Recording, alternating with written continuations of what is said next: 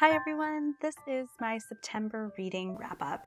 If you're new or returning, welcome. My name is Smitty and this is my book channel, Booksmitten. Now in September, we were finally home after our travels and my son was starting kindergarten, so there was a lot going on and I did manage to read 5 books.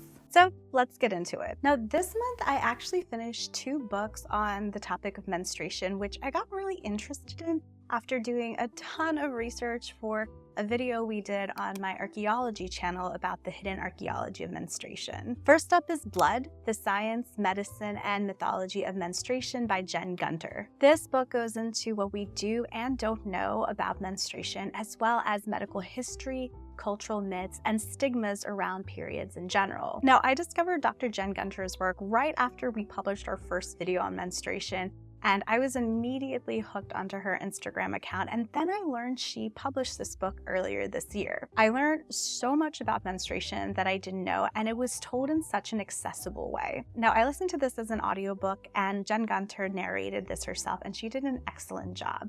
In general, I think this is such a well-written nonfiction book. She really brings you along this journey of understanding the science, medicine, and mythology behind menstruation, and I never felt that I was lost. She really brings the reader along and breaks down different concepts really well, and she provides really intriguing examples and comparisons to help us understand what's going on in many of our bodies. I love that each chapter had a summary or takeaway at the end, so after she's just shared all this information with you in great detail, you still have an idea of what you should take away or could remember from a particular chapter. Also, I think this is a great book if you're getting into scientific literature or nonfiction writing a bit more and you want to understand how people interpret scientific studies. I think the way that she writes about scientific studies and statistical data helps the reader understand the nuances and limitations to what the data and results can say. She also offers practical tips about advocating for yourself when you might go see a medical provider. In terms of the tone of the book, I found it to be engaging and a bit conversational at times, which I really appreciated. I honestly learned a ton, and I will be revisiting this book as well as reading her other books in the future, and this was a 5-star read for me. The second book that I read about menstruation was Period, The Real Story of Menstruation by Kate Clancy. This book dives into the history, science, and cultural perceptions of menstruation. It directly challenges certain taboos and stigmas regarding menstruation and does so from a feminist anthropological perspective. I think this is an important book, however, I struggled with its writing. I'm an academically trained anthropologist, and I listened to this as an audiobook. However, I thought many sections were quite dense and leaned a bit more on academic writing, and I had a hard time following certain parts. So I think I would have been better off reading this as a physical or ebook. Even if I were to switch formats, I still feel that there wasn't a strong narrative thread in this book. However, I think there were memorable anecdotes that still stick out to me. For example, there's this example about what it means to be normal.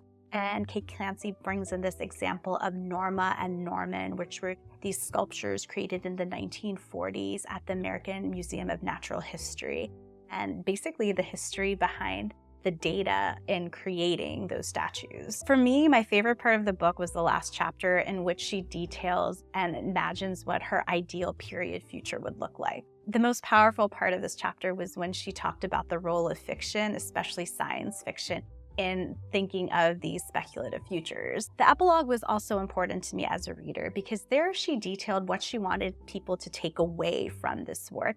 And that's when I realized that I wish she leaned more into the memoir and personal narrative genre and packaged this book as such. This book is framed as the real story of menstruation. However, it really focuses on contemporary Western experiences. There are historical and cross-cultural examples in this book, but they aren't the primary focus. So while this was a challenging read for me, I still think it's quite important, and I'm glad I read it, and I'm really looking forward to future books from Kate Clancy. And overall, this was a 4.25-star read for me. Next up is How to Become the Dark Lord and Die Trying by Django Wexler. This is a dark comedy novel that follows Davi, who's been alive for around 2,000 years and stuck in this time loop. Now, she's technically from our time, but she's stuck in a setting that's a fantasy world. During all her lives in this fantasy world, her goal has been to defeat the Dark Lord. But she never does it, and she finally gets fed up and she decides to become the Dark Lord herself. Now, I mainly listened to this as an audiobook and I found the narration to be fantastic. It was a fun listen and I definitely needed something fun when I picked up this book. I wouldn't say it's light, but it's not an overtly dark comedy. However, there are elements when you stop and think about it, they could become quite heavy, but that's kind of up to you and how long you want to think about certain things. I found the premise to be quite fascinating and I enjoyed my listen. However, I felt that certain parts dragged on a bit too long for me personally.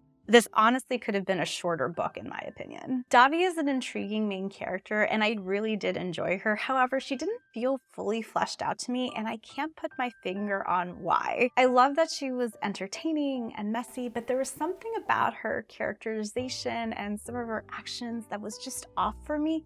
But it's hard for me to articulate why at this moment. Still, this was a fun book and I will definitely be picking up the second book in this duology, and it was a 3.75 star read for me. Next up is Semicolon, The Past, Present, and Future of a Misunderstood Mark by Cecilia Watson. This is essentially a biography of the Semicolon. This book goes into its history, its evolving usage, its controversy, and its cultural significance. Now, I listened to this as an audiobook and it was fairly short at under 4 hours. Watson's narrative thread was pretty easy to follow, and I felt that she was a great guide in helping me understand the different aspects of the Semicolon. One of my big takeaways from this book is that I think it's a good example of thinking about a certain rule or maybe a fact and then interrogating how and why that fact or rule came to be. Now, this book was also resonant to me as an archaeology content creator because on my other channel that focuses on archaeology, we do these mini documentaries on certain archaeological topics. And it was really cool to see how a similar format is done in book form. Honestly, my main critique of this book was the audiobook narration. I think the narrator did a great job of exuding the slightly quirky academic tone. However, there were instances in which she inhabited characters and did certain accents and tried to bring those characters to life, but it ended up being a bit cringe for me personally. Overall, it was a 4.75 read for me. Last up is Land of Milk and Honey by C. Pam Zhang. This book is set in the near future where a smog has covered most of the earth, so there really isn't sunshine, which leads to a lot of devastation, especially in terms of crops and food. This book follows a chef who gets a job at this mysterious mountain colony, which does get sunshine, and we follow her as she cooks for the rich people there. I mainly read this as a physical book, but I also listened to parts of the audiobook, which I found to be well done. Now, this book was gifted to me by my husband for Christmas, and so I didn't pick out this book myself, so I didn't really know that much going into it. After reading this book, I honestly don't know how to feel about it.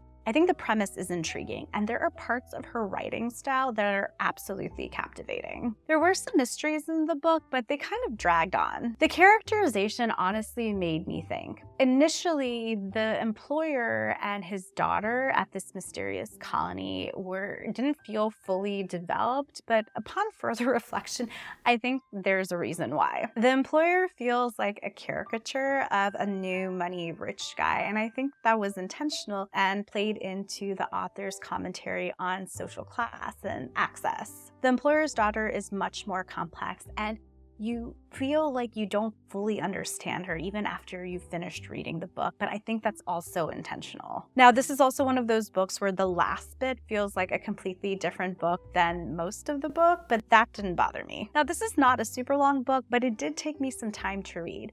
While it wasn't a page turner, I did find myself being quite engaged and invested to know what would happen. So if there's one book this year that has left me a bit befuddled in what to think about it, it is this one. Still, I'm looking forward to reading more from this author, and even though I'm not sure what to rate it, we're gonna go with a 4.25 star for this one at the moment. So yeah, those were the 5 books that I read in September, and if you're curious to know what I've read in the last months, you can check out this playlist here. Thanks, and I'll see you in the next one. Bye.